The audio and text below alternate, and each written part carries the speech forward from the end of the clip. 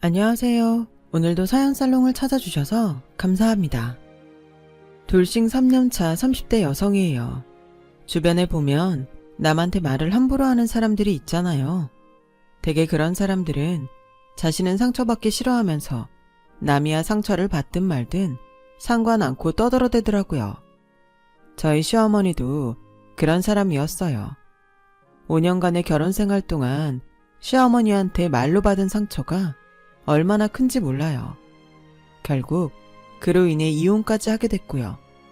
이혼이 확정되던 순간 더는 시어머니 얼굴을 안 보고 살아도 된다는 생각에 그렇게 후련할 수가 없었어요.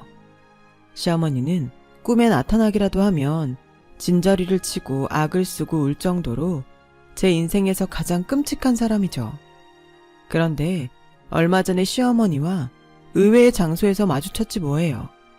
그리고 그날 이후 조금은 시어머니 트라우마에서 벗어날 수 있었어요. 도대체 그날 무슨 일이 있었는지 얘기를 시작해 볼게요. 저는 홀어머니 밑에서 오빠랑 둘이 자랐어요. 아빠는 제가 돌이 되기도 전에 집을 나가셨고 제가 초등학교 3학년이 되도록 연락조차 없었어요. 그러던 어느 날 뜬금없이 우편으로 이혼 서류를 보냈지 뭐예요. 한동안 살았는지 죽었는지 연락도 없던 아빠의 황당한 행동에 화가 난 엄마는 수소문 끝에 아빠를 찾았어요. 그랬더니 아빠 고향 후배라던 여자랑 애까지 낳고 살고 있더래요. 그 여자는 저희 집에도 자주 놀러왔던 사람이라 엄마의 배신감은 더욱 컸죠. 그래서 따져 물었더니 솔직히 말하자면 내가 먼저였어요. 오빠랑 나 고등학생 때부터 사귀던 사이였다고요. 오빠 엄마가 반대만 안 했으면 나랑 결혼했을 거라고요. 그러니까 내연녀 취급하지 말아요. 남편 못 지킨 언니 탓도 있으니까. 어찌나 뻔뻔하게 나오던지 엄마는 기가 막혀서 말도 안 나오더래요. 그래, 그럼 끝까지 나 모르게 니들끼리 살지. 왜 갑자기 연락을 해서 사람 속을 뒤집어? 이혼도 안 한 남자 데려다가 애까지 낳고 살았을 땐 서류 정리 따위는 안중에도 없었던 거 아니야. 오빠네 엄마가 돌아가셨으니까요. 저한테 그랬거든요. 당신 눈에 흙이 들어가기 전까지는 우리 결혼 허락 안 한다고요. 근데 돌아가셨으니까 이제 결혼해도 되는 거잖아요. 그래서 내가 오빠 몰래 언니한테 이혼 서류 보낸 거예요. 10년 가까이 연락 끊고 살 만큼 언니랑 오빠 남이나 마찬가지인 사이잖아요. 안 그래요? 피차 서로 간에 결합할 생각도 없어 보이는데 그냥 도장 찍어주세요. 그럼 집은 언니 줄게요. 아빠가 집을 나가고 시댁과 연락을 끊고 살았던 터라 내연녀를 통해 친할머니 부고를 전해 들은 엄마는 며느리로서 죄송한 마음이 들더래요. 하지만 그건 그거고 이런 상황을 마치 기회처럼 여기고 이혼 얘기를 꺼내는 내연녀가 용서가 안 되었죠. 솔직히 엄마는 아빠와 함께 사는 동안 부부싸움이 끊이지 않았을 만큼 사이가 안 좋았어요. 당장 이혼을 해도 이상하지 않을 상황이었죠. 그렇다고 해도 내연녀가 이렇게 당당하게 나오자 엄마는 이혼 서류에 도장을 찍어주고 싶지는 않았나 봐요. 그래서 1년 넘게 도장을 찍지 않고 버텼더니 그제야 그 여자랑 아빠가 집으로 찾아왔지 뭐예요. 거기에는 그럴 만한 이유가 있었어요. 둘 사이에서 낳은 아이가 초등학교에 들어가야 하는데 그 전에 혼외자 딱지를 떼고 싶었던 거였죠. 여보, 내가 이렇게 부탁할게. 제발 이혼 좀 해주라. 애가 무슨 죄니? 애까지 손가락질밖에 할 순 없잖아. 그럼 힘찬이랑 다솜이는 너한텐 밖에서 낳은 자식만 자식이고 네 친자식들은 자식도 아닌 거니? 지난 10년간 내가 무슨 생각으로 살았는지 아니? 나한텐 그렇다 쳐도 네가 인간이라면 지 새끼들은 찾으러 올 거라고 생각했어. 그런데 어쩜? 네 새끼들은 안중에도 없고 외도로 낳은 자식만 챙기니? 네가 그러고도 사람 새끼니? 네가 그러고도 아빠야? 나 이혼 서류에 절대 도장 안 찍어. 그러니까 니들이 지은 죄 네 자식들이 받든 말든 난 상관없다고. 엄마는 울음을 터뜨리며 돌아앉았어요. 그러자 내연녀가 무릎을 꿇고 눈물까지 흘리며 싹싹 빌더군요. 언니, 제가 잘못했어요. 제가 정말 죽을 죄를 지었어요. 그러니까 절 미워하시고 제발 우리 애 좀 사람답게 살게 해주세요. 언니도 자식 키우는 입장이네 알 거 아니에요. 제가 이렇게 빌게요, 언니. 그래, 너 말 잘했다. 너도 자식 낳아 키워보니 알겠지? 네가 한 짓이 얼마나 창피한 짓인지. 사람 일 모르는 거야. 남의 눈에 피눈물 나게 하면 결국 너한테 돌아오는 걸 왜 몰라? 네 자식 사람답게 살게 해주고 싶다고? 그럼 내 자식은? 넌 정말 끝까지 너밖에 모르는 이기적인 애구나. 네가 이 모양인데 어떻게 네 자식이 떳떳하게 살 수가 있겠니? 다 자업자득이야. 그러니까 쇼하지 말고 죽을 때까지 내 언녀로 살아. 그때였어요. 문 밖에 있던 아이가 울면서 달려들었어요. 그리고 지 엄마한테 매달려 따라 울었어요. 어찌나 서글프게 울던지 제가 다 가슴이 찡할 정도였어요. 결국 엄마는 아이의 모습에 마음이 약해졌고 이혼 서류에 도장을 찍어주기로 했어요. 아빠는 위자료로 집과 유산으로 받은 돈 중 일부를 주기로 했어요. 아빠가 집을 나간 동안 식당에서 서빙을 하며 저희를 키웠던 엄마는 집을 팔아 작은 집으로 옮기고 남은 돈과 아빠한테 받은 돈을 합해 조그만 토스트 가게를 차렸어요. 가게가 유동인구가 많은 곳에 위치한 덕에 가게 수입으로 우리 세 식구가 먹고 살 정도는 됐어요. 무엇보다 우리 남매는 엄마랑 같이 있을 시간이 늘어서 좋았어요. 엄마가 식당 일을 할 때는 12시가 다 돼서 돌아오셨기 때문에 온 가족이 저녁밥을 먹는 일이 드물었거든요. 그런데 토스트 가게를 시작하고부터는 늘 저녁을 같이 먹을 수 있었어요. 그리 넉넉한 생활은 아니었지만 생각해보면 그때가 우리 가족에게 있어 가장 행복했던 때인 것 같아요. 엄마는 그렇게 토스트 장사를 하며 저와 오빠의 뒷바라지를 했어요. 하지만 오빠가 고등학생이 되던 해 엄마는 대장암 진단을 받았고 불과 몇 달이 지나지 않아 세상을 떠나셨어요. 엄마를 잃고 세상에 단 둘이 남은 우리 남매는 눈앞이 캄캄했어요. 그래서 아빠한테 연락을 했더니 저희를 찾아오셨더라고요. 아무리 엄마랑 이혼은 했다지만 저희를 모른 척 할 수 없었던 아빠는 저희 남매를 집으로 데려가셨어요. 아빠 집에 가서 얘기를 들어보니 저희를 집으로 불러들인 사람은 아빠가 아니라 아빠의 내연녀더라고요. 어떻게 애들만 내버려 두겠어요. 언니한테 미안한 것도 있고 내가 힘들더라도 데리고 살게요. 근데 이게 다 내연녀의 계략이었어요. 내연녀는 저희 핑계를 대며 큰 집으로 이사를 하자고 했는데 저희가 살던 집이랑 가게를 정리한 돈을 거기에 고스란히 쏟아부었어요. 결국 엄마의 유산은 그 여자 입으로 들어가게 된 거예요. 그 집에서 사는 내내 오빠와 저는 눈에 가시 취급을 당했어요. 아빠가 있을 때는 우리 남매를 챙기는 척했지만 아빠가 없을 때는 눈빛부터 달랐어요. 먹는 것부터 입는 것까지 자기 자식과 차별을 하며 키웠죠. 한 번은 제가 냉장고에 들어있던 주스를 먹었다고 욕을 먹은 일이 있었어요. 그건 자기 아들 먹일 비싼 유기농 주스라며 손대지 말라더군요. 밥 먹여주는 것도 감지덕지해야지. 어디서 주인 행세를 하려 들어. 앞으로 한 번만 더 내 아들 음식에 손대면 당장 내쫓을 줄 알아. 어찌나 표독스럽게 쏘아대던지 그 후 냉장고 문도 열지 않았어요. 차라리 학교가 편하다는 생각이 들 만큼 집에서 사는 건 힘들었어요. 이럴 줄 알았다면 엄마랑 살던 집에서 오빠랑 둘이 사는 건데 괜히 아빠한테 연락을 했다 싶었죠. 그래서 다시 나가 살고 싶다고 했더니 아빠가 화를 내더라고요. 아무리 철이 없대도 그렇지 그걸 말이라고 하니? 아줌마가 니들 생각해 기껏 받아줬는데 고마운 줄도 모르고? 니들이 이러면 아빠 체면에 뭐가 되니? 쓸데없는 소리 하지 말고 공부나 해. 아빠는 저희 걱정보다는 내연녀한테 미안한 마음이 더 큰 사람이었어요. 그래서 우리 남매는 하루빨리 돈을 벌어 이 집을 나가기로 했어요. 고등학교를 졸업한 오빠는 바로 취직을 해 돈을 벌기 시작했고 저는 인문계가 아닌 실업계 고등학교 진로를 결정했어요. 그래야 졸업 후 바로 취직이 가능할 테니까요. 그리고 3년 뒤 오빠가 제대하고 반년쯤 지나 우리 남매는 그 집에서 나올 수 있었어요.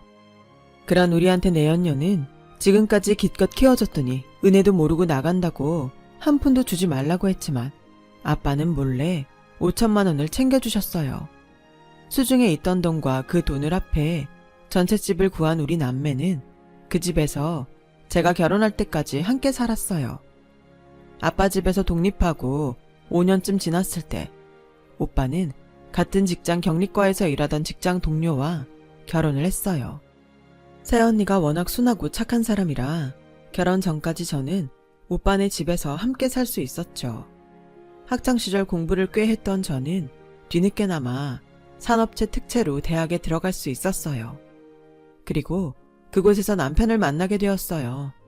남편은 대학원에 다니며 저희과 조교일을 하고 있었는데 키도 크고 말끔하게 생긴 반면 성격이 꼬장꼬장해서 여학생들 사이에선 삼초 왕자로 불리고 있었어요. 처음엔 얼굴 보고 다가갔다가 얘기를 해보면 3초 만에 질린다는 뜻이었죠. 그런데 서로 짝이 되려고 그랬는지 저는 오히려 그런 남편의 성격이 마음에 들더라고요.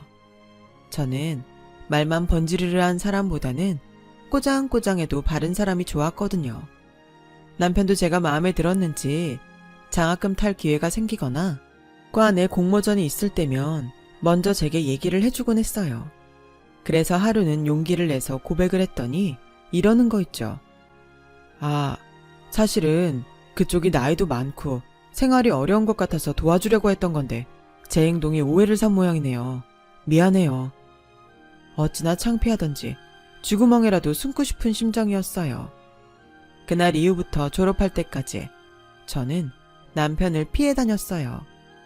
졸업을 한 저는 전공을 살려서 작은 건축사무소에 취직을 하게 되었고 남편은 잊고 살게 되었죠. 그런데 인연은 피한다고 피해지는 게 아닌 모양이에요. 이듬해 새로 신입사원 둘이 들어왔는데 글쎄 그중 한 명이 남편이지 뭐예요. 강단에 서고 싶었지만 교수님한테 이빠른 소리를 했다가 팽당하고 결국 취직을 하게 된 거였죠. 껄끄러운 상대끼리 직장 선후배로 만나게 되자 어찌나 불편하던지. 그래도 어쩌겠어요. 밥줄이 달린 일인데 불편하다고 직장을 그만둘 수도 없고 참는 수밖에요. 그런데 같이 일을 해보니 의외로 손발도 잘 맞고 성격도 비슷해서 얼마 안 돼 지난 앙금은 풀기로 합의했어요. 그렇게 직장 선후배로 지내던 우리는 극한 직업에 가까운 빡센 회사 업무를 동지애를 발휘해 버텨가면서 조금씩 사랑이 싹트기 시작했고 재회한 지 2년 만에 연애를 시작했어요.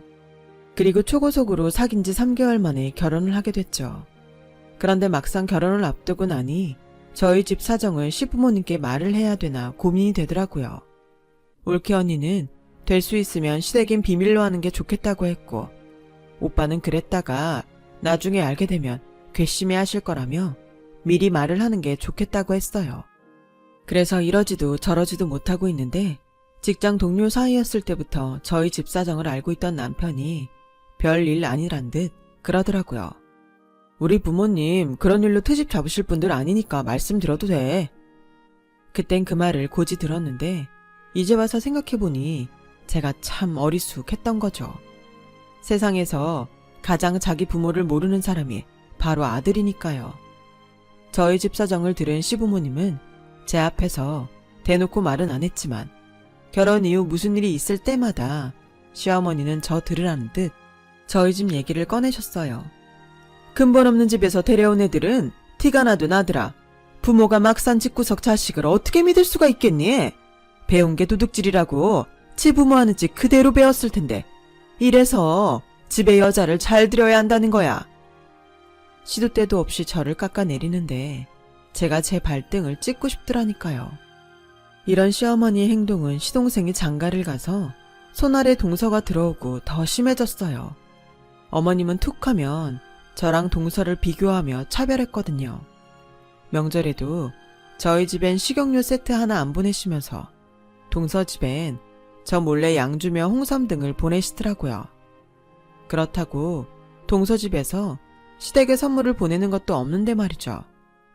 반면에 저희 오빠는 혹여 여동생이 시댁에서 책 잡힐까봐 명절이며 시부모님 생신 때마다 값비싼 선물을 보내곤 했어요. 그래서 오빠를 볼 때마다 미안한 마음이 들곤 했죠. 시댁에 서운한 마음을 가지고 있어서 그랬는지 아니면 임신을 해서 호르몬 불균형 때문에 더 그런 건지 모르지만 점점 서운한 생각만 들더라고요. 그러다 제 출산이 가까워진 어느 날 참았던 서름이 폭발했지 뭐예요. 어머님께서 남편이 좋아하는 게장을 담았으니 가져가라고 하셔서 시댁에 들렀는데 동서도 와 있더라고요. 그런데 대뜸 어머님이 그러시잖아요.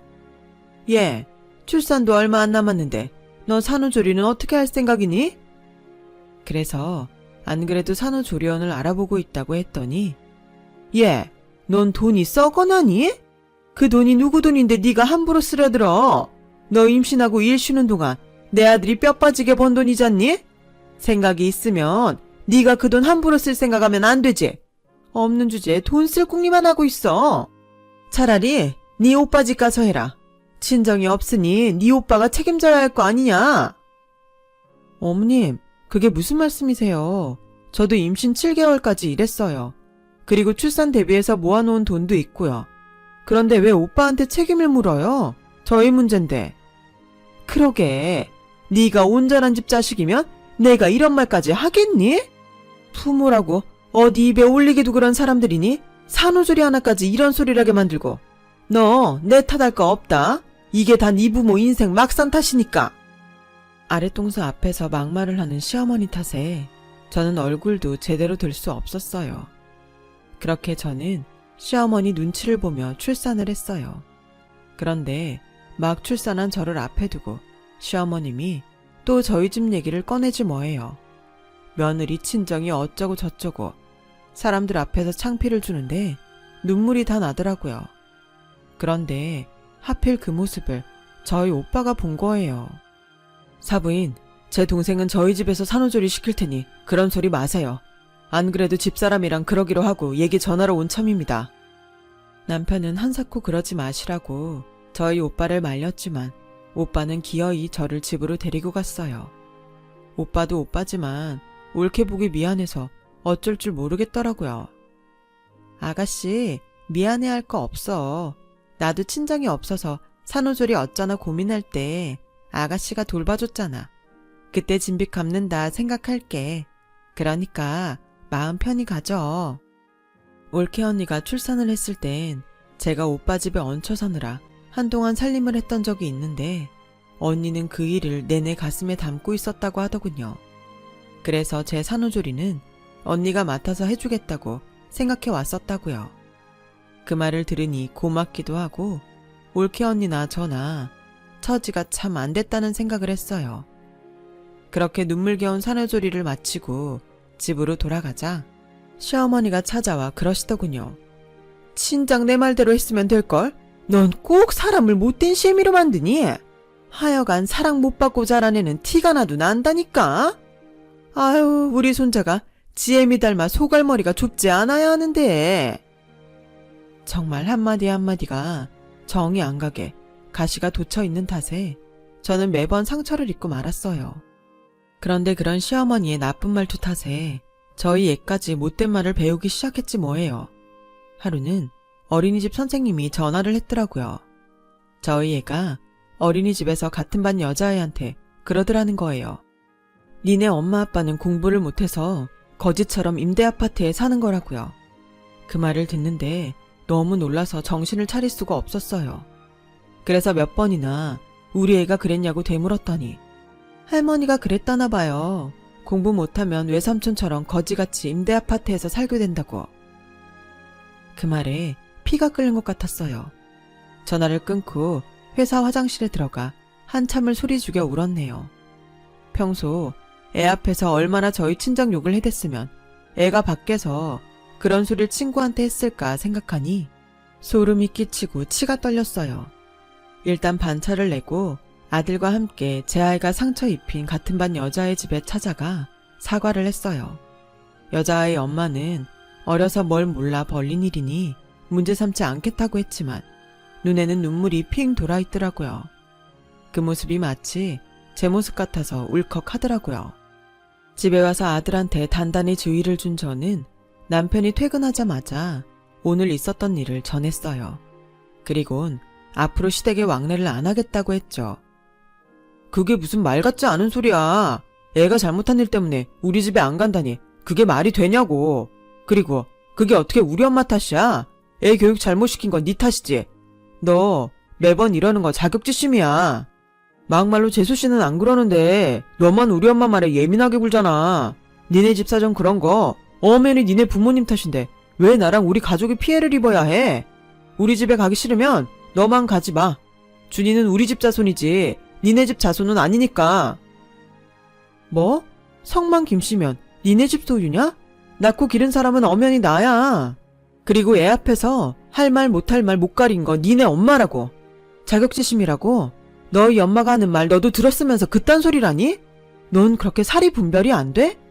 아무리 팔은 안으로 굽는다지만 네가 옳고 그른 것도 구분 못하는 똥멍청인 줄은 몰랐다. 너나 니네 엄마나 똑같은 인간이야. 난 우리 준이를 그런 사람들 틈에서 키울 순 없으니까 알아서 해. 결국 그날 일이 화근이 돼서 우리 부부는 별거에 들어갔고 별거 중에도 시어머니는 툭 하면 집에 찾아와 행패를 부렸어요. 현관문을 안 열어주자 주차장에서 기다리다 제 머리채를 잡기도 했죠. 그러다 아파트 주민 신고로 경찰이 출동하기도 했어요. 상황이 이렇게 되자 남편도 더는 고집을 부리지 않더라고요. 상처만 남은 이혼이었죠. 그래도 일말의 양심은 있었는지 남편은 제게 양육권을 넘겼어요. 자신이 봐도 자기 엄마 밑에서 애를 키웠다가는 아이가 온전히 자라지 못할 것 같았던 모양이었죠. 이혼하고 한 달에 한 번 아이를 만나는 날에도 남편은 아이를 시댁에 데리고 가지 않았어요. 아이와 키즈 카페를 가거나 놀이동산에 가서 놀아주곤 밤에는 저희 집에 보내주더라고요. 그렇게 3년이 흐른 사이 많은 것들이 변했어요. 남편은 바쁘다는 핑계로 아이를 만나러 오는 날이 점점 줄더니 1년이 넘도록 연락도 안 하더라고요. 양육비로 1년 이상 밀렸고요. 연락을 해도 연락도 안 되고 말이죠. 제가 이혼하고 회사를 옮긴 이후로 전 직장 사람들과 연락도 끊은 상태라 딱히 남편의 안부를 물어볼 사람이 없어서 먼저 연락이 올 때까지 그저 기다릴 뿐이었어요. 제 벌이로도 아이를 키우고 사는데 문제가 없어서 더 그랬는지도 모르겠네요. 그러는 사이 오빠는 회사를 나와 독립을 했는데 거래처 사장님들이 오빠 회사에 일감을 몰아준 덕에 남부럽지 않게 살게 되었어요. 임대 아파트에서 나와 번듯한 50평대 새 아파트로 이사도 했고요. 그날은 회사 사람들을 불러 집들이를 한 날이었어요. 올케 언니 혼자 그 많은 음식을 하기 힘들 것 같아 제가 돕기로 했는데 하필 그날 회사에 중요한 미팅이 잡혀서 자리를 비울 수가 없게 되었지 뭐예요. 미팅 마치고 바로 달려가도 너무 늦게 도착할 것 같아서 미안한 마음에 인력센터에 전화해 도우미를 보냈어요. 그리곤 부랴부랴 달려갔는데 글쎄 안에서 오빠 목소리가 들리지 뭐예요. 엄청 화를 내며 소리를 지르더군요. 그래서 달려들어가 봤더니 세상에 전 시어머니가 떡하니 와있지 뭐예요. 그런데 차림이 불과 3년 전과는 완전 달라져 있더라고요. 게다가 손엔 앞치마까지 들고 있었죠. 인력센터에서 보낸 도우미가 혹시 어머님이세요? 전 시어머니는 저를 보자 눈이 휘둥그레져선 어쩔 줄 몰라 했어요. 네가 여긴 왜 와 있냐? 왜요? 내 동생이 지 오빠 집에 오면 안 됩니까? 전 사부인이야말로 내 집에 무슨 일입니까? 아직도 또 내 동생한테 몹쓸 짓 하려고 온 거냐고요? 저요, 이젠 안 참습니다. 내 동생이 그 집 아들이랑 이혼한 판에 내가 참을 이유가 뭐 있겠습니까? 어디 내 앞에서도 성질대로 해보시죠. 어디 한번 해보라고요. 오빠는 핏대를 세워가며 소리쳤어요. 오빠, 그런 거 아니야. 내가 인력센터에 도우미 아줌마 불렀어. 일하러 오신 거라고. 그러자 전 시어머니는 바들바들 떨리는 손으로 종이 가방에 앞치마를 구겨 넣으며 도망치듯 현관으로 종종 걸음을 쳤어요. 그러자 오빠가 막아서며 한마디 했죠. 그냥 가면 어떡합니까? 우리 집에 일하러 오셨다면서요? 그럼 일하고 가세요. 제가 예정을 생각해서 수고비는 두둑히 챙겨드릴 테니까요. 그러자 전 시어머니는 꽁지가 빠지게 현관문을 빠져나갔어요. 이후 지인을 통해 들어보니 아버님이 사기를 당하는 바람에 집이 망했다고 하더라고요. 아버님은 어떻게든 회사 부도는 막아보려고 사채까지 끌어다 쏟아부었지만 그 바람에 오히려 빚만 더 커져서 남편 퇴직금까지 다 털리고 길바닥에 나앉았다고 하더군요. 그게 1년 전이니까 남편이 양육비를 보내지 않은 그 시점부터인 것 같아요. 10년이면 강산이 변한다고 이혼한 지 불과 3년 만에 이렇게 인생이 역전될 수도 있더라고요. 그날 오빠는 10년 묵은 채증이 확 내려가는 기분이라며 엄청 좋아했어요. 물론 저도 약간의 희열을 느낄 수 있었고요. 그러면서도 한편으론 앞으로 더 착하게 살아야겠다는 생각도 했습니다. 악하게 산 사람은 언제고 자신이 지은 죄값을 톡톡히 받기 마련이니까요. 지금까지 제 사연을 들어주셔서 감사합니다. 들어주신 모든 분들 주변에 좋은 인연들과 항상 꽃길만 걸으시길 진심으로 바랍니다. 여러분, 사연 댓글에 응원과 현명한 조언 부탁드려요. 좋아요와 구독은 저에게 큰 힘이 됩니다. 오늘도 좋은 일 가득하세요.